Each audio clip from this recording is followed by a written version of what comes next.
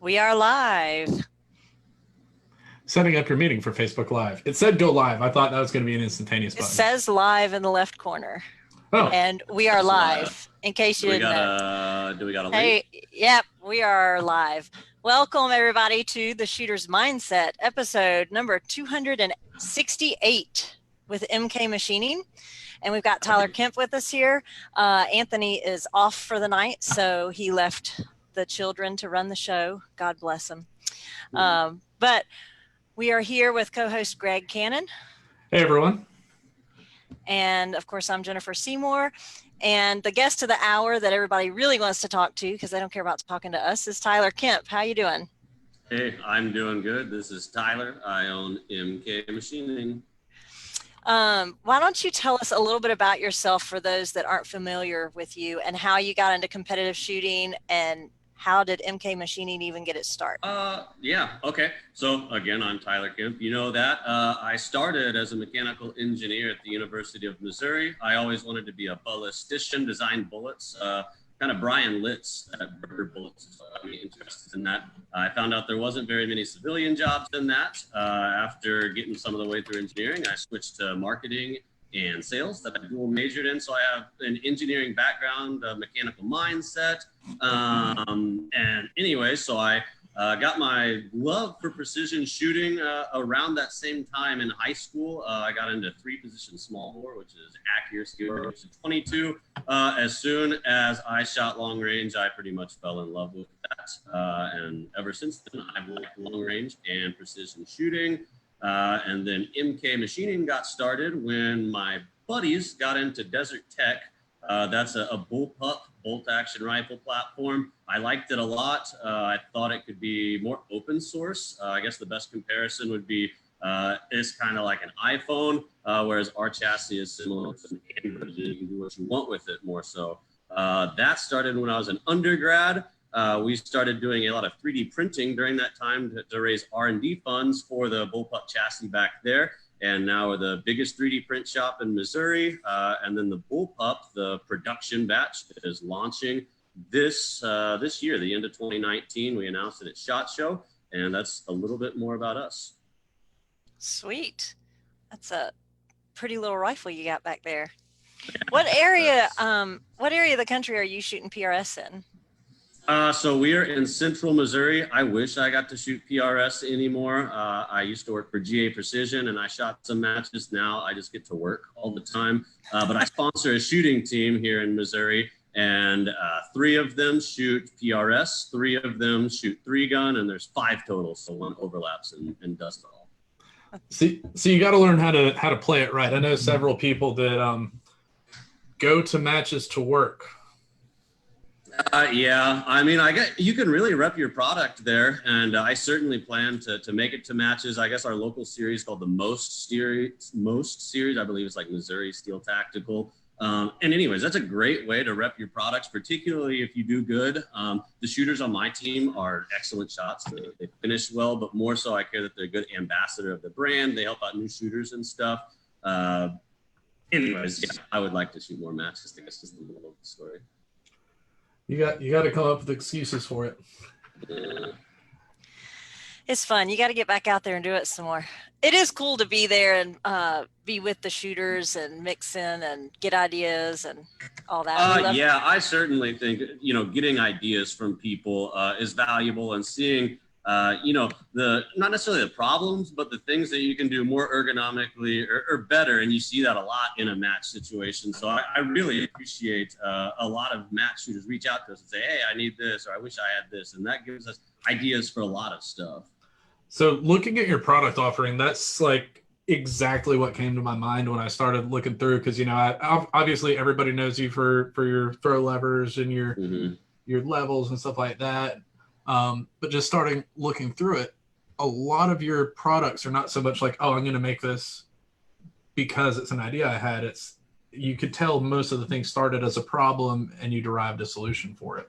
Mm-hmm. Yeah, exactly. A really good example of that would be our Magneto Speed mount. We call it a Magneto mount. I've been a Magneto Speed fan since they came out. That was probably like 7-8 years ago. What I didn't like was they got strapped to the barrel. Some people say you don't get a point of impact shift. Fact is you do. If you don't, it's just purely chance. You're changing the harmonics of the barrel. You add a weight to the end of a rod and you're going to change its harmonic frequency. Anyway, so we make a mount that attaches to either a Picatinny or an Arca rail. You can kind of see it there. You got both attachment points there. And anyways, you got a 5/8" rod that goes through there, holds your magneto speed, and now you don't have that point of impact shift. Here's an example on a 24" rod, so you can use that with about a 37, 38" barrel, and it's nice and rigid. And now you can leave your magneto speed on the whole time. Say, you're practicing PRS at your home range where you have steel laid all across a field. And now you can know, did I miss that steel because I screwed up, or was it my load and I was 50 feet a second slower? So yeah, there's a good example of that. That's pretty awesome.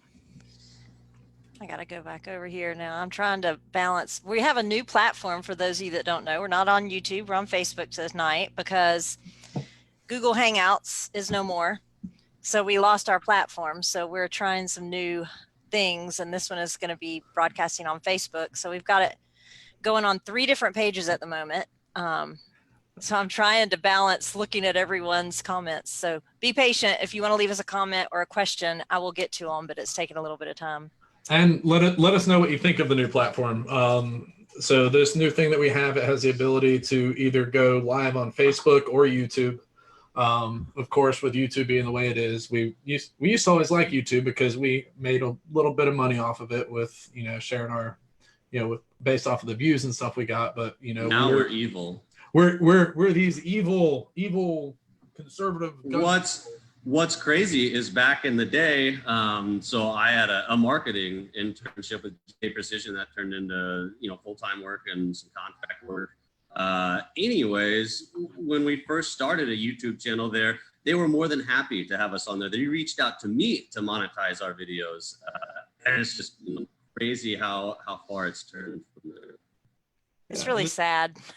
Yeah, and especially, our channel in particular, we're not talking about shooting people, we're literally like 99.9% competition based. Mm-hmm. So all of our content is, hey, tell me how the stuff you make can help me shoot pieces of steel better. Yeah. People take offense to everything. Mm-hmm. You want to hit 2? Yeah. The Bullpup, that's certainly our flagship product. If you'd like a little rundown of that, I'd be more than happy to oblige. Yeah, show us. It's a really cool gun. Okay, so here is I think the best example where you can kind of see all the intricacies in the parts. This is just a bare model right off the machine. You can see how hollow it is inside. If you flip it around, there's a side plate that covers everything. So I'll kind of give the super general overview, and you can tell me if you want more in depth or less. Takes Remington 700 short actions or clones, custom actions with the same footprint. So example behind me, that's a GA Precision Tempest. It's got a 60-degree bolt throw, and it's really a breeze to work the bolt. A lot of people are worried about, will you be able to work the bolt? I wouldn't choose it if I wanted a quick follow-up shot. I wouldn't choose a bolt action if I wanted a quick follow-up shot, but it's certainly doable. We also have a bolt extension that brings your bolt forward. Here's an example of that. Puts it about in the position of a Desert Tech, maybe about 1 inch forward. You can really keep your head down, work the bolt. I can look at you guys while I'm working the bolt. Timney makes a custom trigger for it. It's got a really crisp Bullpup trigger. It's really good for any trigger, really. And we relocate the safety because typically, the Remington 700 safety is going to be behind your ear. That's not ergonomic. So now you got like a Garand style safety right there. I'm trying to get it where you can see it. So safe, fire. It's an ambidextrous safety. So you have paddles on both sides. It'll take a right or left-handed action. M-lock slots all around, as you probably can't see with that one because it's all camoed up. There you go. Can't see anything. Yeah, M-lock slots all around. You have an Arca rail milled into the bottom. You have a little mini barricade stop right there, so you can shove it into a 2x4 or whatnot. Bag rider back there converts it to AI mags. There is your bolt release, so it works with a stock bolt release. A lot of length of pull adjustment. You can see there's your bolt notch. So you can run a left-handed action and that cheek piece flips around. Scope mount right there mounts to what we call the main rail, which is the center section of the chassis. And then a 20-minute base on top that we melt as well. So that's a super quick rundown. It covers everything that you could need. Yeah, it's an ergonomic bullpup chassis, which sounds like an oxymoron. It's not for every use. It's really not made for PRS. You could shoot it for that, but I think PRS is, somewhat like drag racing. You're gonna have a purpose-built machine for that. Like your rifle behind you, you want some weight in the front for PRS. Just like if you're shooting sporting clays or skeet, you want long barrels to keep your weight out front. So it's not made for that. You can use it for that. It's not really like the bullpup, I think. I can think of a couple PRS stages where it'd be really nice to have that short barrel to let you move around. But yeah, like you were saying before, the weight up front is amazing in PRS to keep it good and balanced. And I think that going, back here to do your bolts would be a little bit too time consuming. Yeah, exactly. For people that I guess that are concerned about working the bolt, if you can touch your ear, you can work the bolts. Yeah, but I think it'd be awesome for just kind of a hunting rifle. Yeah, it is really good for hunting. The next step at SHOT Show 2020, I'll have a stock version. So that'll be a more traditional looking build, even though it'll be very short. I think that'll appeal more to the hunting crowd. The chassis right now is about 4 pounds. So it's lighter than a standard chassis, but it's not a super light by any means. And I think we can get it stocked around the 2-pound region. And then the eventual goal is a full custom rifle where the bolt handle is wherever the user wants it's customizable. That would be good for, I was thinking, especially when you said about the weight, like for mammoth. Yeah. You're like hiking around and we went. Or the Vortex Extreme where they're hiking and all that with hiking and competing. Yeah. And I mean, a lot of people think it looks heavy. I mean, I guess it sort of does. It looks like a big chunk of metal, but what a lot of people don't see, is like how hollow it is in there. Almost all the weight is shaved out. And so anyways, that's a quick look at the chassis. That's what MKM was started around. That's what I want our flagship product to be, but I'm very pleased with how our other items have taken off. So a lot of those other items come in 3 trims, Polymer Pro and aluminum, talking about what it's made of and weight and all that. So can you explain the differences in the 3 and what the advantages are? Yeah, we can, or I can.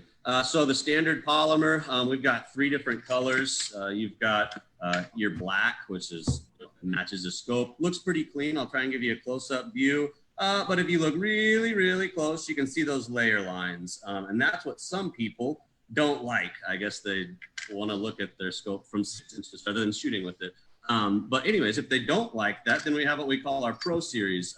And so this is also 3D printed, but it's on a new style of machine called multi-jet fusion. And essentially the parts look molded. You cannot see the layer lines, and they're also tough. So our standard levers, here's another color, FDE. They're made from a nylon 6, which is tough. It's like what a zip tie is made out of. These are made from a nylon 12, which is a slightly modified polymer. And then how our normal levers start is they're printed from bare nylon, and then we dye them and anneal them. And so this is the same material before and after annealing. It gets yellow, and then we dye it and it turns it black, or FDE. A lot of people think 3D printing is weak, brittle, only suitable for prototyping, and typically that's the case. With this nylon, it's vastly different. We get this material made for us. This is before annealing, and annealing makes it tougher. But you can sit here and tie this thing in a knot. You can sit here and try and break this for 30 minutes, and it won't happen. And so a lot of people think there's a big strength difference, in the material lines, and that's not really it so much. It's more about the surface finish. If you want the best surface finish of all, we machine some levers. Personally, I don't think they're as comfortable. If you look at the thickness difference between these two, one of them is going to feel better on your hand. One of them is not going to get cold when it's -5 out, and one of them is not going to get really hot when it's 120 out. So personally, I prefer the printed levers. This is actually our carbon fiber material. If I put it next to the standard nylon, you can see the carbon fiber kind of has a more matte surface finish. It kind of feels like sandpaper. It's really grippy. And most of all, people like the two words carbon fiber. So people like those as well. Did that give you more information on the different lines, I suppose? Yeah, definitely. Cool. Those Pro Series, so there's the gray. They print in gray, and then we can dye them black. So they're available in both. And you can see that surface finish. I mean, it looks molded pretty much. You know, nobody would ever think it's 3D printed. And so that's why we offer that. It's lower priced than machined aluminum, looks like a molded product. Yeah, that confused me when I first started looking around on the website. I saw some stuff that was the Pro version. I was like, is that aluminum? Yeah, no, it's all surface finish pretty much. We do have aluminum. Again, I prefer the printed, and I prefer the 1999 ones that you can. They're honestly probably the most durable of all. I mean, you can't really beat that. This is one that somebody's tried to break for several hours. And that's probably the least expensive piece of equipment ever in PRS. Yeah, it's the most handy, you know, to be able to change your magnification with a finger. And really for hunting situations, I think it's just as useful. If you're really cold, your mag ring's gonna get stiffer because that grease is gonna thicken up. You got gloves on, and sometimes it can be hard to get that like tiny little mag ring on your little Leupold on your hunting rifle. Yeah, not only that, but hold on, let me grab this real quick. Oh, that's heavier than it used to be. Hold on, where'd my headphones go? You just wanted to show off your new barrel. Look long. I just said bad things about you while you had your headphones out. What do you say? I can't tell you now. Oh. You have to go back and watch the video. Somebody on Facebook Live, let me know what this crazy woman be trash talking about. But one big thing I noticed, one big advantage, this gun is a lot heavier than it was last week. You know, if you're going to adjust your magnification without it, you got to kind of bring your hand all the way up off the rifle. Whereas like this, you could just kind of bring it back a little bit. And particularly, that's a Viper Gen 2, I do believe. Those things have incredibly stiff mag rings. And honestly, I think the reason is they want to sell you a $60 lever that costs them $10 to make. Probably. It is definitely one of the stiffer ones out there. Mm-hmm. And some of them are ridiculously expensive. So like on these Leupold, this is a Mark 5, but they're Mark 6s, Mark 8s. You're literally talking over $150 for a lever, which is absurd. Or you can have one that is $20. That rifle reminds me of giraffes. I don't know why. Every time you hold it up, I think about giraffes. It's an homage to I missed Jack. Mizzou. I know, it reminds me of Jacqueline. So you guys have grown a lot since last time you were on the show. Yes. Have you kind of expanded, and like, do you have more plans for future expansion? I know I'm seeing you guys all over the place on the internet, so I'm assuming. Yeah, well, that's good. I love to hear that. Yeah, so plans for future expansion. Like I said, the ultimate goal is our own complete bullpup rifle. We have a lot of people ask if we're going to do a normal rifle chassis. I don't have any plans. A non-bullpup rig. Why do you want to be normal? To do that, because frankly, I really like XLR. I like McRee. I did like Jay Allen. They're no more. Anyways, I think everything's been done in the chassis world, and there's already normal chassis I like. So the ultimate goal, again, full bullpup custom rifles. We have been carrying a lot more optics lately. I'm looking in front of me. We just picked up some Nikon, some Burris. I'm working on Bushnell. Call me back, Bushnell. Steiner. Let's see, Zeiss. We have calls already. Swarovski, Athlon Vortex, Leupold now. So anyways, we've started selling complete optics setups. So you can get a scope from us with a level and a lever on it and free shipping for the same price as you could get just the optic elsewhere. So that's kind of our niche in the optic world. As with 3D printing, you don't have to make 20,000 of an item to make it economically feasible. So that's what's really cool about additive manufacturing is I can keep low inventory levels of stuff and be able to ship stuff quickly.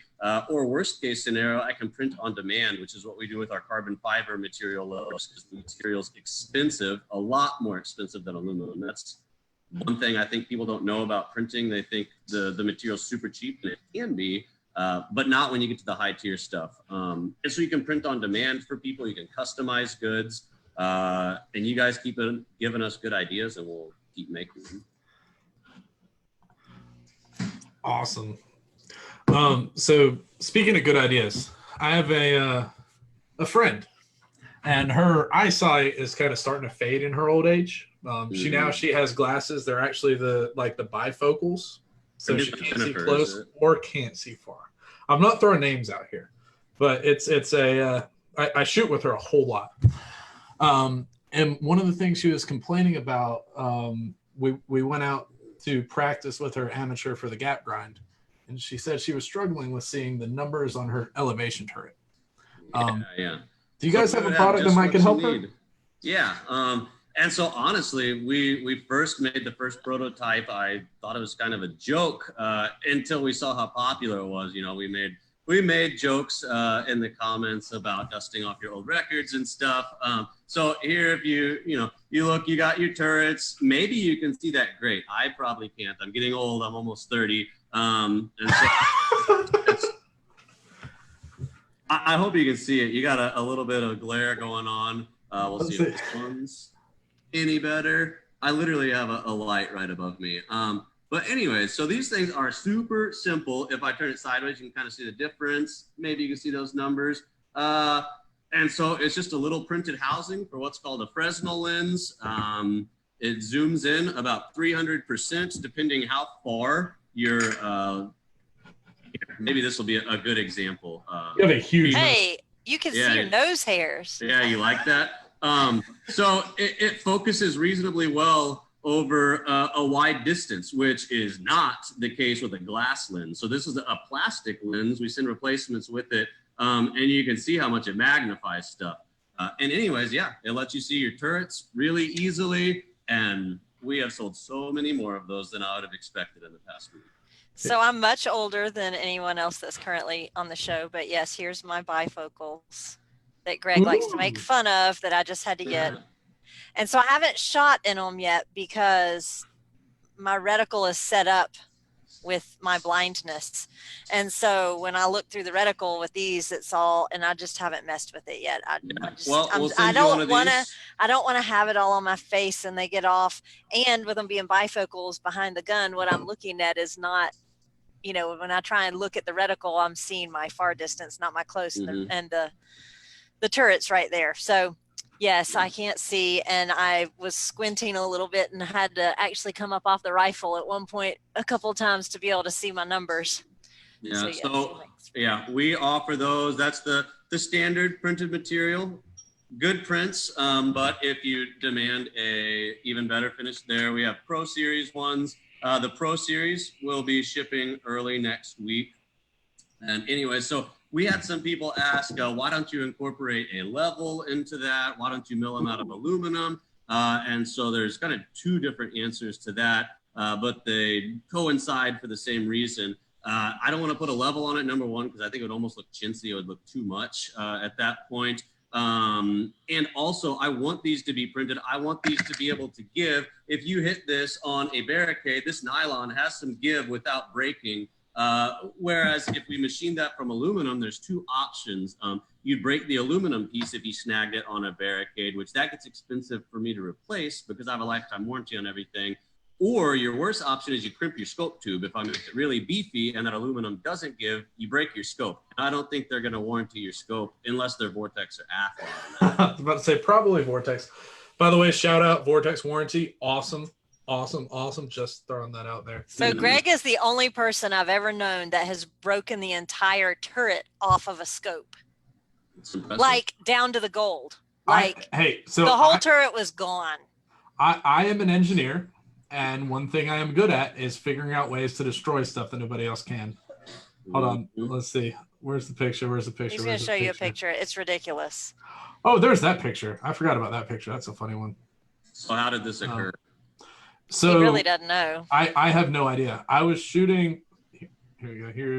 And of course we got all this fancy computer stuff. I'm holding up a cell phone picture, but there is me sitting there with a very sad look on my face at the NPM. I've heard of that happening with those the Viper Gen 2s a few times. So everybody I talked to at Vortex said, how the hell did you do that? I've never seen that happen before. Yeah. I wonder if you look at our Amazon reviews for throw levers, a lot of them are, oh my God, my lever spontaneously just shattered in 20 pieces. And I have the same question for those people. How did you do that? Mm-hmm. I mean, so in my line of work, it gets a lot more believable to me when people destroy stuff in an insane way. I see all sorts of crazy stuff at work, but yeah, I have no idea how I did that. Like, this is like my most expensive possession that doesn't have a door or wheels. And it's actually more expensive than one of the things I have that has wheels. So I know that life. I drove a 99 Cavalier all through high school, all through college, and sold it for what I bought it for. So I know the cheap wheels life. Yeah, that's always winning. I recently got a, well, I'd say really nice truck. To me, my truck's really nice. It's exactly what I want, but it also gets 12 miles per gallon. So I recently bought a $3,500 Accord. Took it to the range one day. I was like, wow, there's like more than the car's worth in the trunk. Mm-hmm. Yep, I know those skills. Mm-hmm. But yeah, Vortex took really good care of me. I had the scope back within a week. Like, shit, there. They are good at that. Super quick. Mm-hmm. And they were very, very surprised at it. But yeah, that was a horrible match. It was the first couple stages went okay, and of course I don't practice as much as I should, so I'm kind of like warming up, getting used to stuff, and all of a sudden I started having issues where the bullets weren't going where they were supposed to. I dial in something, my dope was on and I was low. It's like, what's going on? And I struggled for a couple of stages where it just wasn't working right. I went and I checked my zero, checked my velocity, and my zero was off like less than 0.1 mil. My velocity changed like 8 feet per second or something. So I was like, okay, that's not it. Had a stage that was all at, I think I was supposed to dial 3.8 mil for it. And it was one of those like 19 positions, one target array. I don't remember what it was. First shot, I pulled the trigger and I saw a splash at the little 4 inside of the reticle. I was like, that's not right. Obviously, they yelled, check, the RO yelled, check your dope. I looked at my dope card, looked at my reticle. I didn't need reading glasses or magnifying glass or anything like that because I still have my young, strong, healthy eyes. Behind glasses. That's to protect me because I do dumb stuff all the time. Like, if you look at these real close, you'll see all sorts of... Go back to your story. Anyway, yeah, this is going to be like a 5-hour show if I get on that rabbit hole. Was so confused. Fired one more, again, about 4 mil low. So like, okay, so I should put this little 4 on the target, pull the trigger, hit it. So confused. So after that, I went over to zero range again, dialed it to 0, pulled the trigger, shot a hole just like in a little side part of the target, dialed in 4 mils. It was my tightest group of the day. It went through the same exact hole. It's like, I must have left something loose in here or something. So I go and I loosen up the screws to pull the cap off, and the whole freaking thing comes off of my hand. And I was just like, yeah. And then you used holdovers the rest of the day. He used holdovers, and he went to the next stage, and the cap's off, and the RO's like, and he was like, yeah, the cap fell off, and he was like, well, are you sure you know where you're gonna hit? And he's like, yeah, I'm good, I'm zeroed. And he's like, well, are you sure? Because like I can't have you shoot if it's unsafe. And he's like, no, I'm good. And he was like, okay. That's a great video because you don't hear that part of the conversation, but you hear the timer go off, bolt go forward, gun go off, and impact. Well, shit, he does know what he's doing. Something along those lines.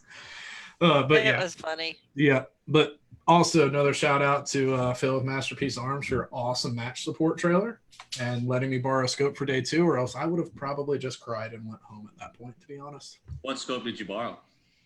I borrowed a Bushnell XRS2. Very nice scope, by the way. Yeah, 4.5 to 30 power, I do believe. Yes.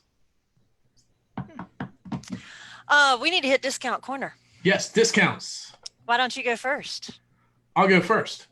So you could save 10% off at Overwatch Defense with the code Canon10. Shoot them an email or give them a call. You could do an awesome Cerakote job if you want like a giraffe themed bullpup rifle or something. I'm sure they could do a paint job like that. They can do it. Also, phone scope. You could use the code Mindset10, all caps. It'll save you 10% off all phone scope products. We went out and played a game of golf with those over the weekend. Seeing as we're in Augusta, Georgia, we decided to go and shoot some golf balls. I got some sweet videos of that up online right now. I've got Taran Tactical Innovations. You can get 10% off with TSM10. You get 10% off at Tactical with TSM10 also. And you can get 10% off of Carbon Arms at carbonarms.us with TSM10. You can also get 10% off at Under Industries on awesome jerseys.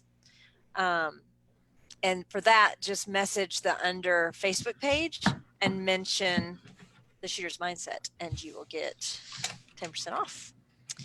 Do you have anything, Tyler, that you want to offer? I do. I hear a lot of 10% stuff. I saw a lot of 10% stuff in the notes. So I one-upped it. If you do TSM15 at mkmachining.com, you can take 15% off anything. You just got to put that in at checkout. That includes scopes. That includes levels, anything else you want. So you don't find 15% off Vortex stuff very often, or Athlon or Burris or Steiner or whatever you want. Awesome. How long is that going to be good for? Until Labor Day. I'm glad you mentioned that. And then get ready for our Labor Day sale. Sweet. So get in there before Labor Day and tell them the website one more time. It's just mkmachining.com, or what's pretty cool, you just search throw lever and we're the very first result. Ooh. Mm-hmm. That's that sweet, sweet SEO work. Isn't that funny? That's way over my head. I don't do computer stuff, so I don't know. For all this show stuff, I'm like, I don't know, figure it out. I don't know how to do it. So talking about your scope throw levers, we talked about them. You showed them to us. So what are the advantages of yours versus the competition? What makes yours better? Why should we buy yours? So if we start, I guess when we got into making throw levers, we were the second name in the game behind SwitchView. Theirs are quality products. Ours are aluminum ones, I should say, machined out of 6061, very similar. I believe you'll find them to be pretty much the finest quality around, rather than using a band that's more specific to the scope, along with like a universal lever section for a bunch of them. All of ours are dedicated to specific scope models. They're all two-piece, and they're $50. So good deal on the aluminum ones. Like I said earlier, I prefer the printed ones. Why are they better? Our material and our machines are better than other folks' printing levers. It's kind of cool to see how many people have popped up printing levers. Some of them look exactly like ours, but they are not as tough. And no shame to the people 3D printing in their bedroom. That's where we started, and now we got 25,000 square feet of printing going on. So anyways, we just focus on constantly improving quality, materials, durability. This is our Rev 4 design, which we planned to kind of formally announce at the beginning of the year. We've been so busy, we've just been shipping them and we haven't announced it, but we've been tracking failure rates. We've shipped about 30,000 levers in 2019, and I can literally count on both hands the number of these that have broke. And almost all of those that have broke are guys like, hey, I dropped this off a shooting platform, for example, at K&M or something like that. And you're talking like 8 feet on a lever. And then you want it to break.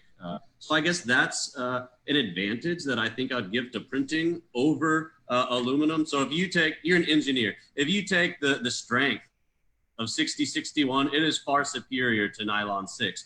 But if I take the same item and I give a good blow to it, you can permanently deform the 6061 before you have an issue with this. Or if you make your lever beefy enough that your lever is never going to give up the ghost. You're going to break your scope. Versus this is going to absorb a lot of that energy, particularly for 3-gun guys. You know, you're chucking these into a dump barrel, or PRS guys. You can snag that on a barricade. You don't have to worry about damaging your scope, and you don't have to worry about busting a more expensive lever that's not as comfortable. So anyway. It's all about that modulus of elasticity. Yeah, exactly. I mean, people. Go ahead. Go ahead. I was just saying, people do fall with their PRS rifles running upstairs and shove their rifle and scope in between the steps and things like that. I wouldn't know anything about that. I don't know anybody that's done that. Nobody.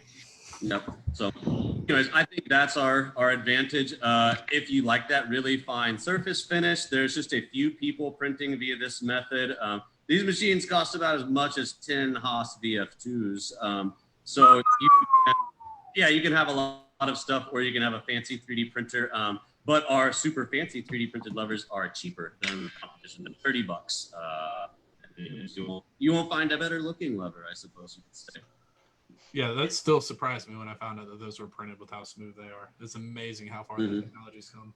I'm still fascinated by the whole printing thing and what you can print. It's crazy to me. Yeah. Have you guys seen printers in action? Yeah, we have a couple at work. I have not. Do you want to? I was about to say, shut up, Greg, that you've seen them. That sounds like an invitation to go see them. So shush. Let's go play with the printers. Okay, here. I'll show you our lever production room. So this is my house. And what's awesome, before we go to the print room, here's the warehouse where we have lots of steel, AR500 for you guys. Ooh. Here is my MKM office.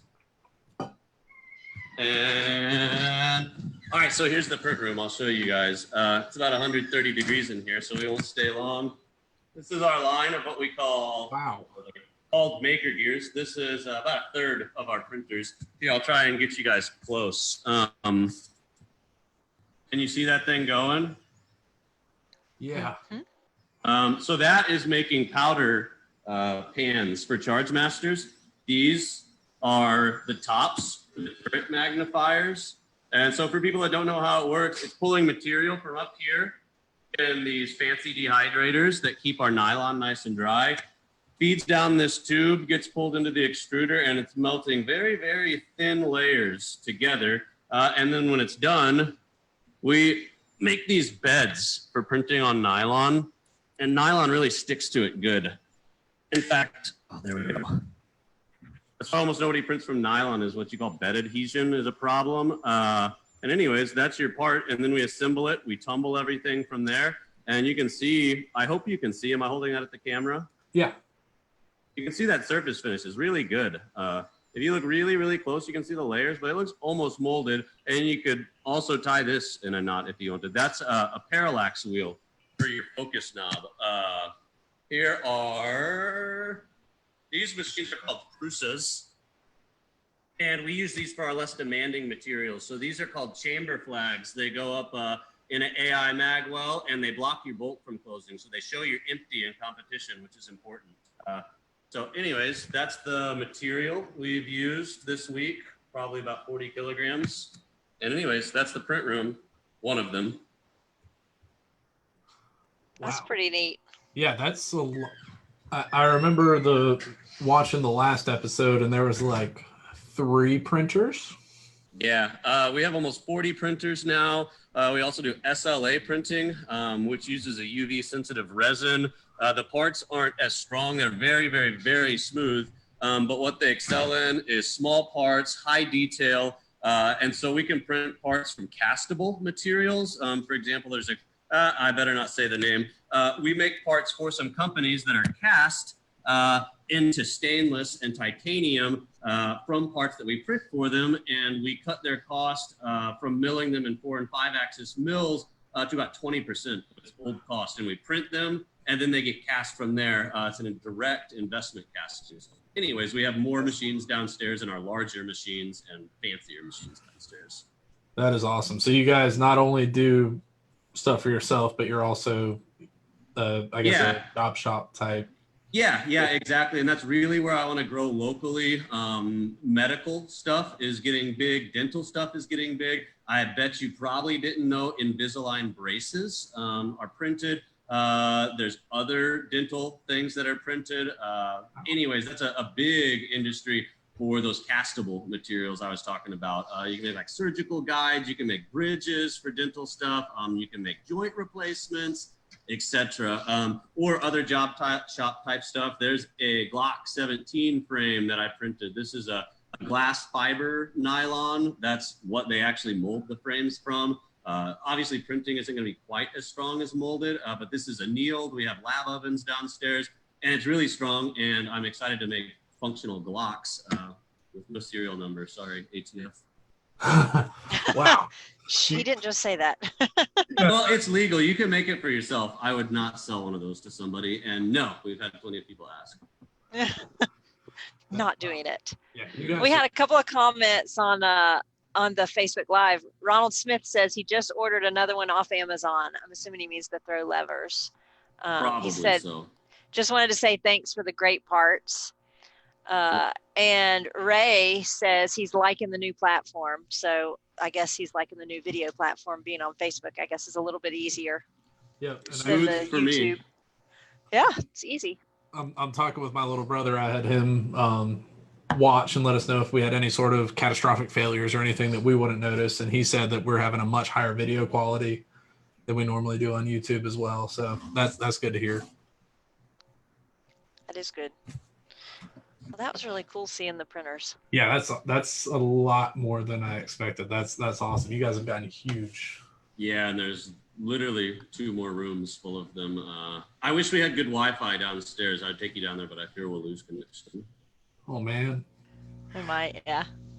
So in looking around on your website today at work, I found out you guys actually make extensions for the Magpul AICS mags that I've been trying to find like forever. They're my favorite mags because they just work. Yeah, I believe they look something like that. Yeah. Yep. So yeah, we make extensions for those. We actually make extensions for all AI mags. That includes the MDT polymer ones, Accurate mags, OEM AI mags, the MDT 12 rounders, ARC mags, which those fit the same as a standard mag.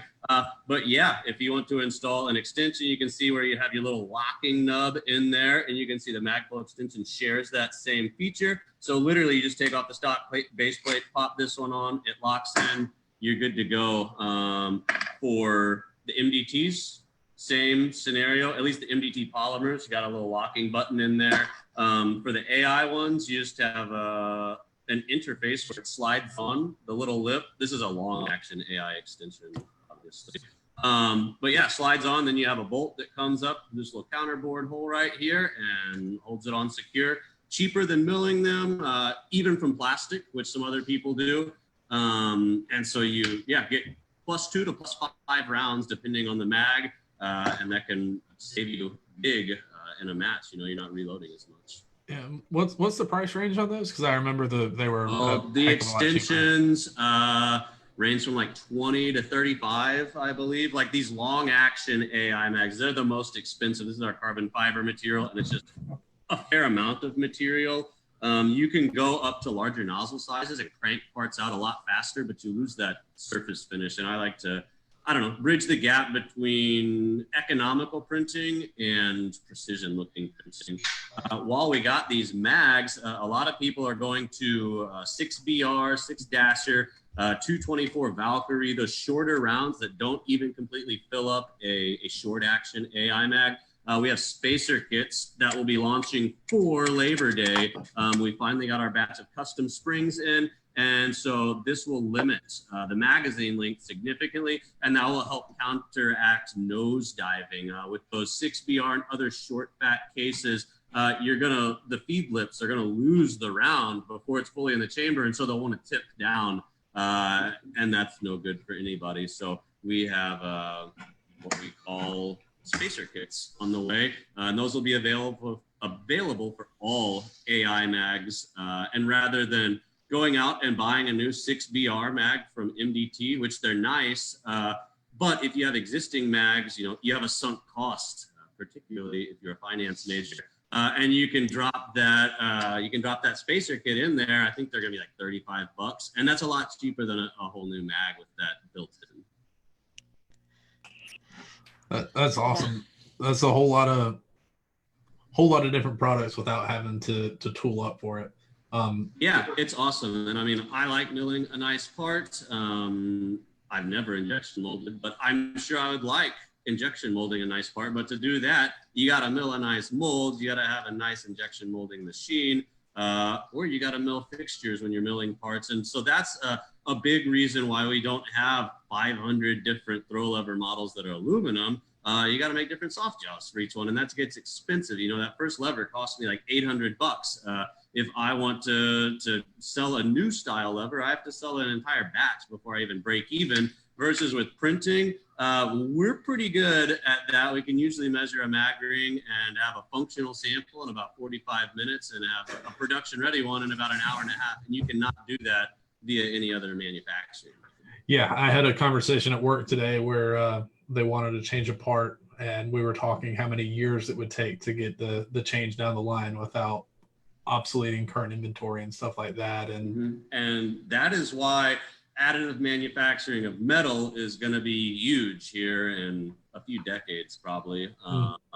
But you have several big, large-scale 3D printing of metal components that are, I don't know, kind of gearing up. They say they're kind of available. Maybe they are.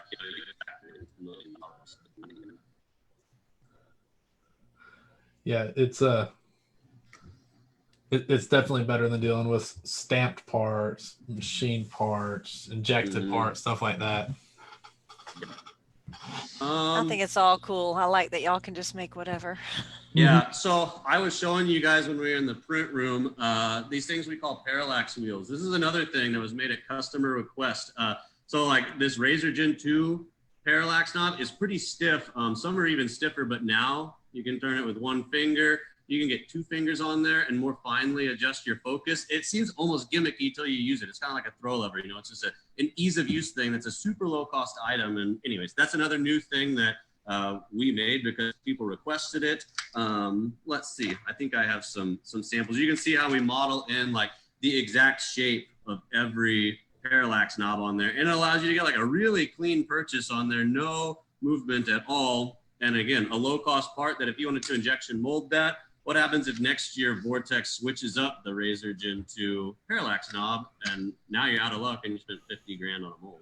Yeah, we're going to put 53 little ridges on it instead of 54. Exactly. And that's, you know, the same case with throw levers. If somebody changes their mag ring, which, for example, Nikon did with a lot of their series, their P series, M series, etc. I think they used to cast some of the mag rings because they're a crazy wonky shape and didn't have good tolerances. Now they're a much cleaner shape, but if you had made a mold to make those levers, you know, that would be an astronomical amount of money that you wasted. So more on reloading supplies. That's actually kind of what got the show started, got me in contact with you. Yeah. And also kind of back onto your marketing madness there. I think that my computer or my cell phone overheard me and Jen complaining about how often my ChargeMaster overthrows.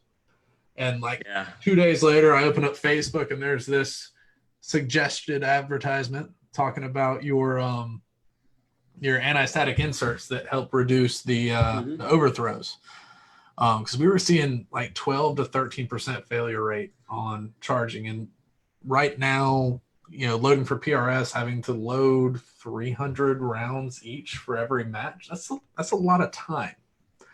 And throwing in a 10% error, just ugh. And I have to drive to his house to reload, and I am always like rushed, and then it's like, oh my God, it's overdropped again.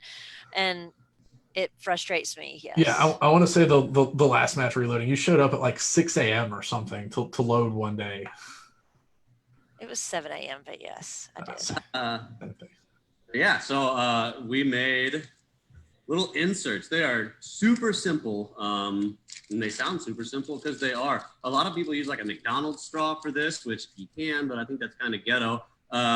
So that's it. It's very simple. It's not quite as simple as it looks. There's some lead-in angles and stuff in there, and there's some taper, and the whole thing's a taper fit. But anyways, we send these in 3 different scales because printing is much more precise than the spec on the internal diameter of those drop tubes. Those things are all over the place. So anyways, we send you 3 different scaled models. One of them is going to fit for you. And so it slightly slows down your flow, but it massively increases the accuracy. You know, instead of having a threaded tube right there where you can get clumps of powder dropping out, you have a smooth surface. It's anti-static, which is also important if you're doing finer flaky powders. And so I measured it right before we went prairie dog hunting. We loaded probably 600-700 rounds, primarily Varget and H1000 with 223. Oh man, my battery's running low. We're gonna have to go get a charger. But I'll keep talking while I do that. And so we did a few hundred rounds at 223, and with Varget, I was getting about a 23% overcharge rate, and most of those were in the 0.2 to 0.3 grain range. And then after I put these inserts in, we had 1 overcharge, and that's when I like totally hip checked the reloading bench, and you know, that's worth an extra 2 or 3 seconds charge. Yeah, that's awesome. So did you order some of those? No, so I've been on my coupon code, I think. Yeah, that being said, I'm going to order them in between now and Labor Day, I promise. And so a few things people have asked, what's the difference between these and people turn on a lathe out of brass or aluminum, little inserts? Functionally, nothing is different. Price, ours is less than half of the cost. And that's the main thing. You don't have to measure that inside diameter of your tube. If you look at people lathe turning them, you have to give the exact spec of your tube because you got to make it precisely. Whereas printing them with a few different scales takes care, or printing them at a few different scales takes care of that. And then people also ask, will this fit like the Chargemaster Lite or the Frankfurt IntelliDropper, I think it's called, or the Hornady Auto Charge? And the answer is yes, it fits all of them. That's a little drop tube they use in each of those machines all look different. Some look maybe they have no anodization, some maybe a clear anodized. Anyways, they all look a little bit different, but the measurements are about the same, so it works for all of them. That's awesome. No, it's going to work for the Frankfurt. I'm just hoping that that's the next one, because you know nobody could have just one powder scale. So I think the next one I'm going to get is going to be a Frankfurt. I'm hoping it's just. If you run 2, that's like the best decision you've ever made. Other than waiting on that thing, now your machines are faster than you. And I do want to give a shout out to Frankfurt Arsenal. I don't give shout outs too often, but somebody tagged us on Instagram, said, hey, will these inserts work with the Frankfurt Arsenal measure? I said, I don't know. And I tagged Frankfurt Arsenal in it. And I said, maybe they should hook us up with one and we can find out. Well, less than a week later, we had one. And that is awesome. I mean, it doesn't get better than that. So big kudos, Frankfurt Arsenal. And you're in Columbia, Missouri, like 15 miles from me. Nice. Awesome. What's your opinion on their have you used it or you just use it for I've only used it for testing. Like I said, I don't get to shoot as much as I want to. I dry fire while I'm on the phone with customers, that thing all day long, but I don't get to shoot very often. But we did do some testing with it. We put Rotumbo in the Frankfurt Arsenal and then in a Chargemaster. The Frankfurt Arsenal is slower all the time, but finishes about the same time as the RCBS. And the difference is, so the RCBS will get like, 95% of it done, and unless you change the speed coding of it, in which case you get more overcharges, it really slows down at the end, where the Frankfurt Arsenal, it's more like a turtle, it's slow and steady, and they end about the same time. Awesome. That's funny. Yeah, I love sitting there waiting. Okay, just drop like 2 more grains. Come on, 2 more. Okay, there it goes. And while we're on the topic of those reloading accessories, we make some more anti-static things. This is our anti-static funnel. So we kind of made it a design that would be hard to make via another method. You wouldn't want to really mill that. You wouldn't want to turn that on a lathe. It would suck to do. And anyways, anti-static material, so you don't get any static cling. You can see the threaded part right there. You have caliber specific inserts, and we sell sets that are a lot cheaper than if you wanted a metal version, and they flow phenomenally. We also make powder pans for the auto trickler and the Charge Master, rather than like the little stamped units they have. We're working on a new loading tray design. So this is a two-piece tray. Pretty. Yeah, you have a lasered out acrylic top. You notice that there's spacers that hold the plates apart. So you have a billet aluminum base that we machine, gives some nice heft down there. It's hard coat anodized. And then these interchangeable top plates in different brass sizes, different case head sizes. And the biggest advantage, besides it looks freaking sweet, is you don't have any bores for the powder to get stuck in. So Greg was talking to me before the show, and show him that tray, and you can see where you get powder stuck down in there. That really is after I cleaned it, that you could see all the nasty gunk building up inside of this. Yeah, and so with this one, literally, bam, tip it sideways, your powder's out. And versus, I guess, like a one-piece billet tray, what's the advantage? Well, you have the interchangeable tops with this, and again, no bores for stuff to get stuck in. I like billet trays; they're nice. But that's really all they are over a molded tray, is their bling version. So I'm not going to lie, like, you know, everyone knows a big part of being a competitive shooter is to be lit for the gram. And that reloading tray combined with like my super awesome reloading bench over here with the, you know, the 80/20 aluminum extrusions, the Dillon 650, like I would be so lit for the gram with that thing. Yeah, you would. And look, you can see I'm literally holding them at a 90-degree angle. Oh, we're about to lose them. If I go past that, we're going to lose them. But it's pretty secure. They're about 10 thou over your case head diameter. That gives you plenty of room for expansion if you're loading it like 90,000 PSI pressers. People say, my 308 shoots 175s at 2,900 all day. Yeah. And I guess it can a few times. If you drop the whole tray, like after you've dropped all your charges and you're going to move over here to seat bullets, and if you happen to drop the whole tray, will the cases stay in it? I mean, as long as you don't drop it upside down. And that's another good reason to use.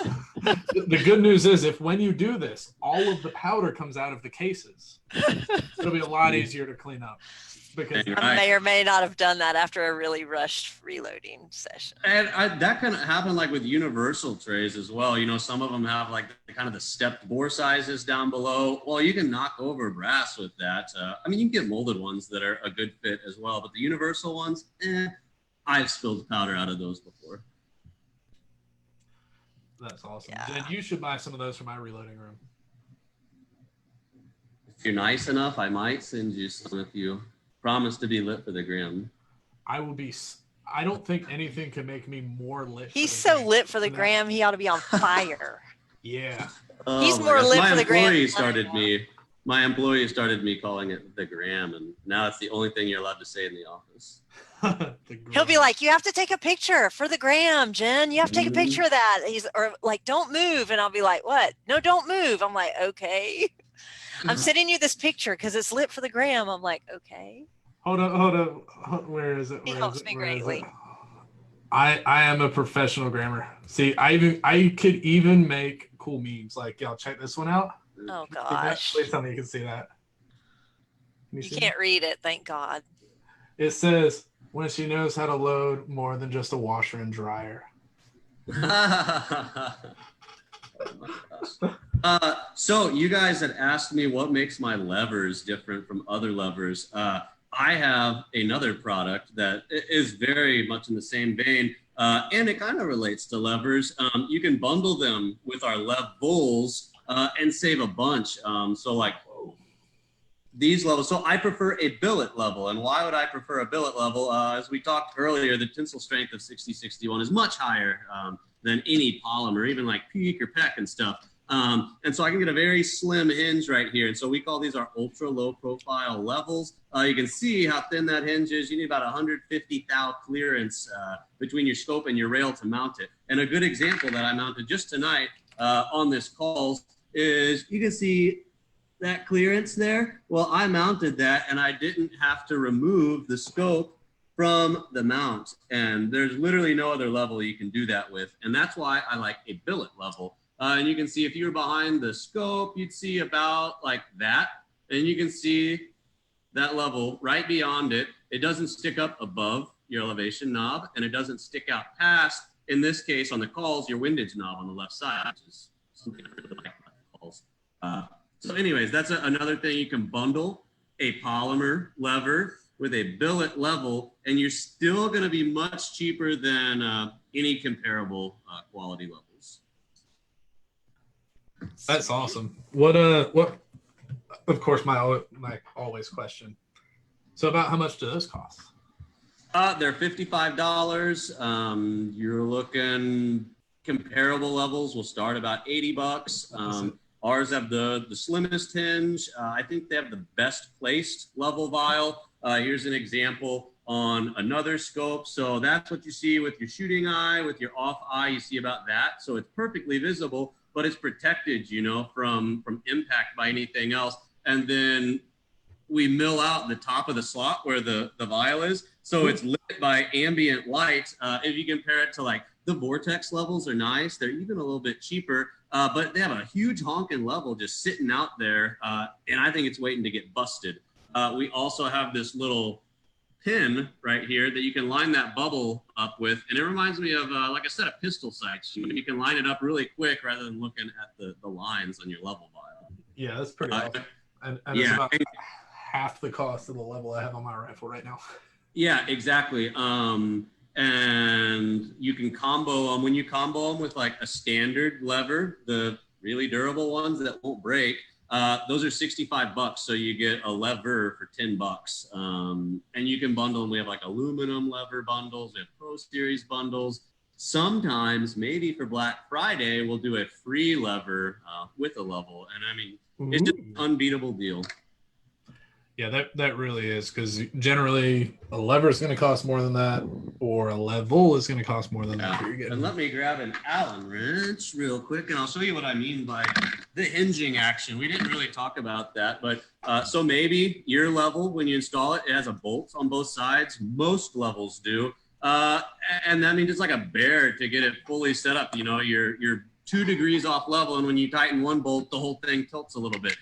This, you just have one bolt to tighten, and then you have a hinge on the other side. So literally cool. just, slide it around your scope, tighten it down. That's and it's only one screw to drop in the grass and have to find. Exactly. And, you know, so if this isn't slim enough, this is just under 1/4 of an inch. You got to slip under your scope. If that's not slim enough, you have a press fit with the pin on one side, and you can pop them apart, and then you can slide just that under, which is what I did. That's cool. Yeah. You're so smart. It's like you're an engineer or something. I'm not an engineer, but I'm close. I'm an engineer. It's pretty cool, though. Mm-hmm. So, yeah, it's a good design. People really like it. It's durable. It's slim. It's ultra low profile, as we say. And you'll really like it, I promise. And they're available in 1 inch, 30, 34, 35, and 36 millimeters. So for like the Leupold Mark V or the Zero Compromise optic, those are 35 and 36 millimeter levels. If you look at other companies selling those, you can spend like $120 on a level just because they're a semi-obscure size. And I don't think you should charge more for that. I guess we could, but I don't. Yep, seeing as you don't have to make tooling for it. No, you do. These are aluminum, so we do. Duh. Sorry. Mm-hmm. And actually, we have a 4th axis fixture, so we can crank out more than ever because they're always back ordered, but not anymore. We have a lot. That is crazy. I'm just checking to see if we have any more live on our page. Oh, it went off of it on here. Are you on the Shears Mindset one? Yep. So Jared said that you guys make great products. Good. I love to hear that.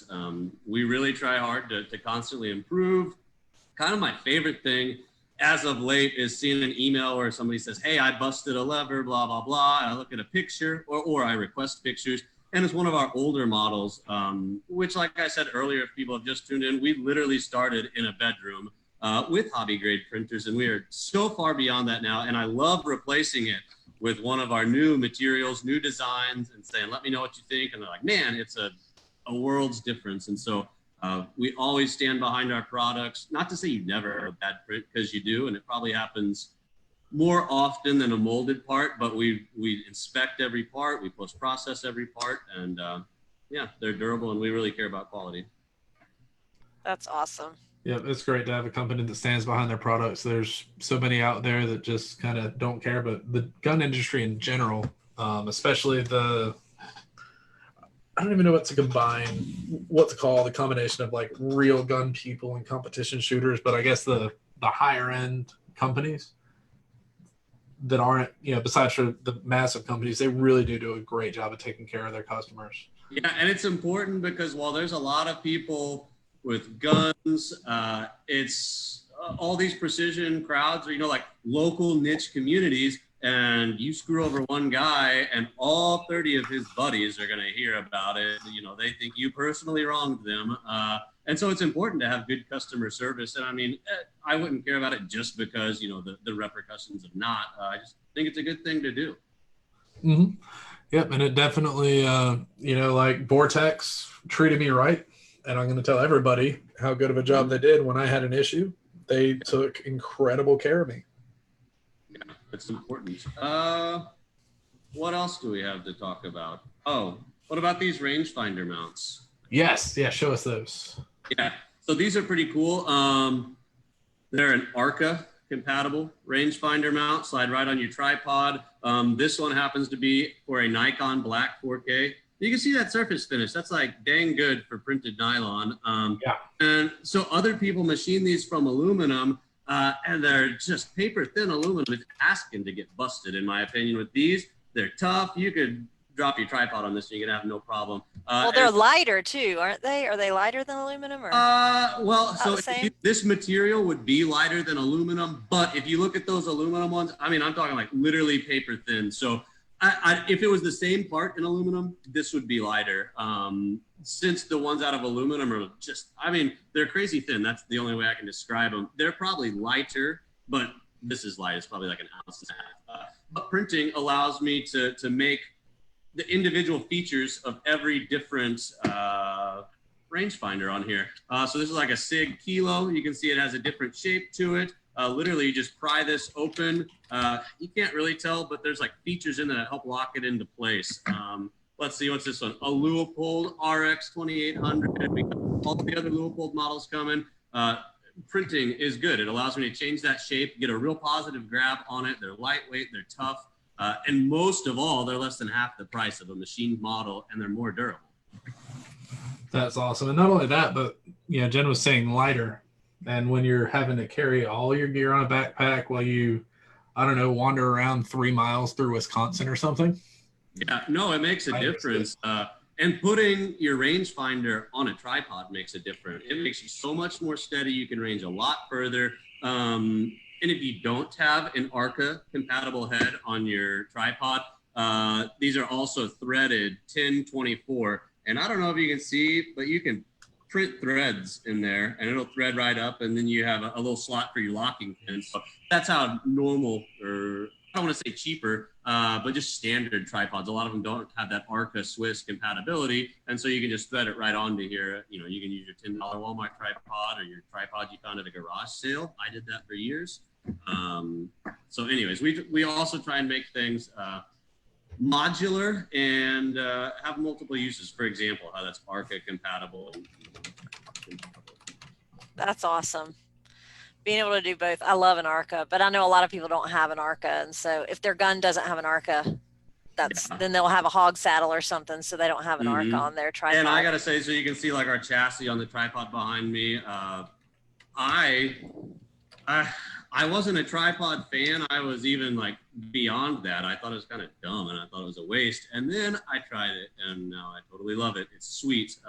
We milled an ARCA rail on the chassis and it's huge. You can just slide it right on there. It's really good. I will say I think an Anschutz rail is superior, but not everybody in PRS used that, so that's popular. Shout out PDC Custom. Just saying. Is that an Anschutz rail? It's an Anschutz rail. And an ARCA rail on the outside? So what I do, I have the Anschutz rail, and then I hope nobody from work is listening. I went into our tool and die shop one night after hours, not on the clock, with nothing company owned, and made a really sweet adapter so that I just got a cheap little $10 Amazon ARCA adapter. So that this way, if I need to go into anything ARCA, like the tripod that I borrow from my good blind buddy, sometimes. Yeah, I can't believe that he used to borrow.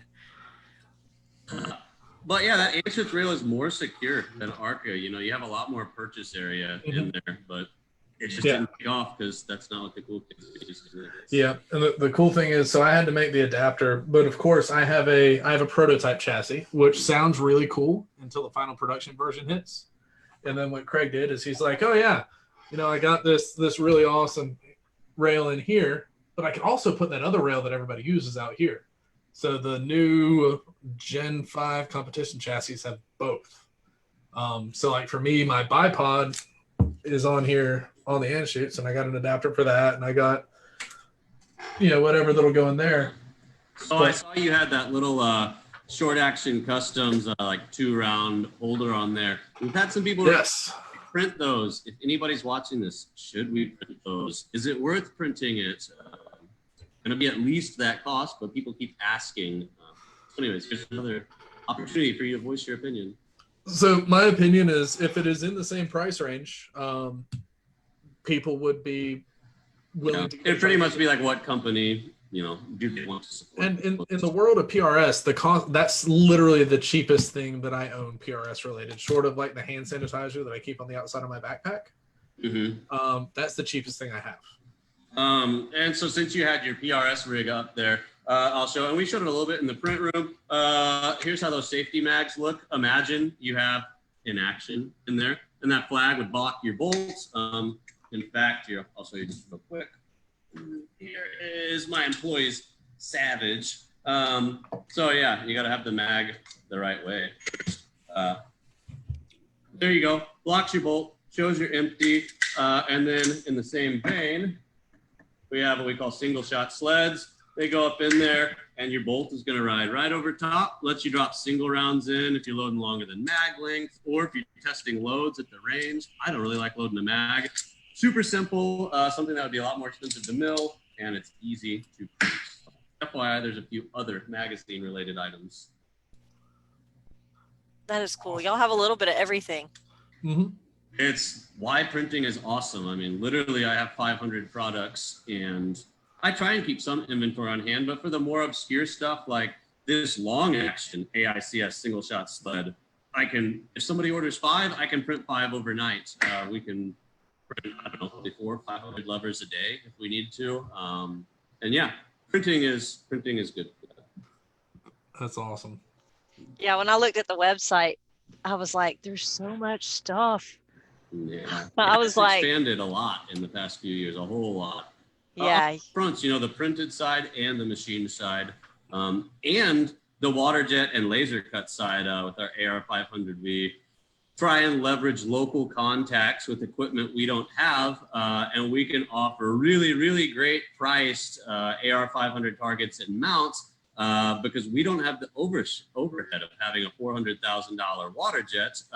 But I can offer you more durable targets than laser cut stuff at a much cheaper price than normally a water jet AR500 would be for that reason. And so anyways, that's another thing that's grown a lot, particularly on the holidays. I mean, 4th of July, we sold 10 tons of steel, which is a lot. And our mail lady really hated it. Damn. And Jen, you thought your mail lady hated you.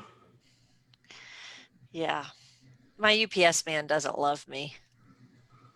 You need to learn about the USPS flat rate life. You can ship 70 pounds to Hawaii for like $13. Yeah, I have a son at the Citadel. I'm learning about the flat rates and shoving a lot of stuff into a box. Yeah, and I mean, that's one thing we do with our AR500 is we design stuff to fit in a flat rate box. So for example, we have what we call a modular 24 by 24 inch square. And what that is 2 12 by 24 inch rectangles, and that fills up a flat rate box. And then we have little brackets that hook those together, and you can ship 2 of those and all the mounting hardware. And then you have a 24 inch square, you know, a big 1 mile target. Well, normally that'd be $150 to ship. And instead I can ship it for $17 and save you huge over getting a big target, you know, down the road from anywhere else and have to ship it and pay that cost. That's awesome. Yeah, my UPS man delivered steel to my house one time, and he must have been pissed because he just flopped it up on. my house is on a huge hill, and they can't bring the truck up it. And so he had to just walk up it with that box. And I think by the time he got to the top, he was pissed, and he just like laid it there. I was like, yeah, he's not happy. You should have left out a Gatorade or a apple or something. Like with a, I'm sorry. It's kind of funny, but well, I think we can roll down to shout outs. I think we went through most of the products. You can even get Invisalign. So that's right. Oh, can I use that 15% off coupon for Invisalign? You can try it. I don't know. I will tell you that's actually something I've talked to a local dentist office about. Is there's a lot of companies that do that now. There's like the Smile Club and crap. And we can do that, and I'm looking at making another company to do dentistry, which is kind of a crazy thing to think about. It's a huge market right now. Invisalign is everybody. It's easy. It goes to your house. Interesting. Well, we can. I think we can roll down to shout outs if you're good on your end, Greg. I believe I'm good on my side. All right, go ahead and start with shout outs. All right. I'd like to shout out to Shooters and Sharpshooters of Augusta, our local range. Overwatch Defense for an awesome Cerakote job.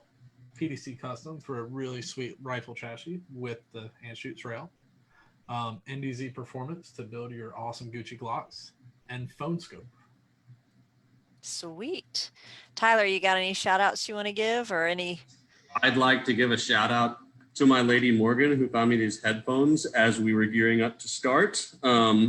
My 18-year-old dog, who's been laying watching me the whole time. Our 2-year-old dog, who has not been watching me because doesn't care. And all my printers that are doing great work for me all night long.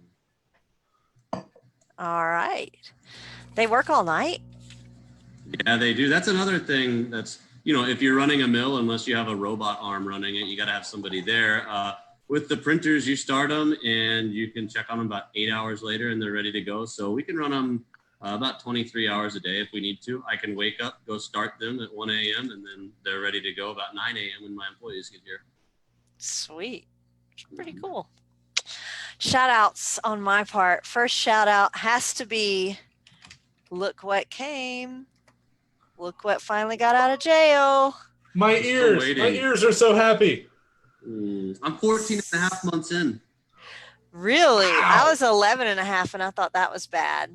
Yeah, I'm very bummed out. I thought maybe if I was lucky, I'd have it for deer season last year. Or if I wasn't lucky, I'd definitely have it for prairie dog hunting 2 weekends ago. And now I'm hoping to have it for deer season this year. Wow, that's crazy. Well, 11 and a half months wait because of my friend, the ATF, but I finally got my suppressor. Thanks to GSL for making awesome products. Check them out. Get a suppressor, protect your ears, make friends with the people laying prone next to you so they don't hate you, and get a suppressor. So check out GSL suppressors. Shout outs to Macmillan. On behalf of everybody that regularly shoots with Jennifer, thank you, GSL suppressors. Our ears appreciate it. Says the person that's shooting the same break I was shooting. Right, but I can't hear it behind my rifle. It's not that bad. It's next. It hurts. Gee, thanks. Macmillan stocks for awesome stocks. That's an A10.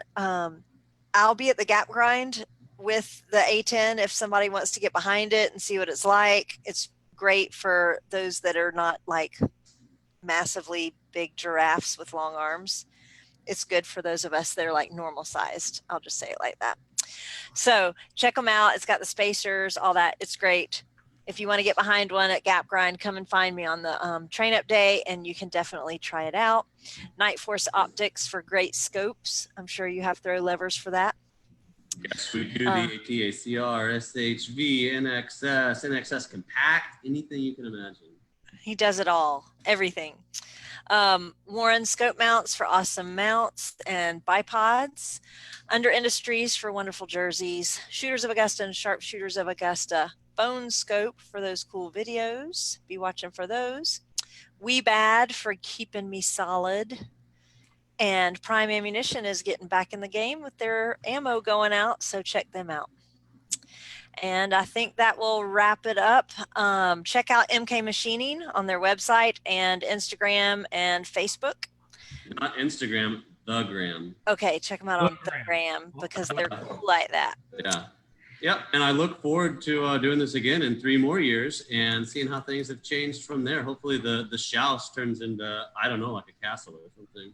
Then you'll be like talking about, yeah, the shop that's like in South Carolina, it's got this and that and the other. The one in New Mexico has this, and yeah, you'll be complain. His robot's gonna roll up and bring him a beer. Yeah, as long as they don't take over the world. Yep. Yeah, really. Greg will run the one here. Put one in Georgia, and Greg will run it. That's literally what I do. So holler at me. All right. Well, I guess that's it, guys. Yep. So thanks for joining us and spending an hour and a half with us on your Tuesday night, and we'll catch y'all next time. All right. See you guys. Have a good night.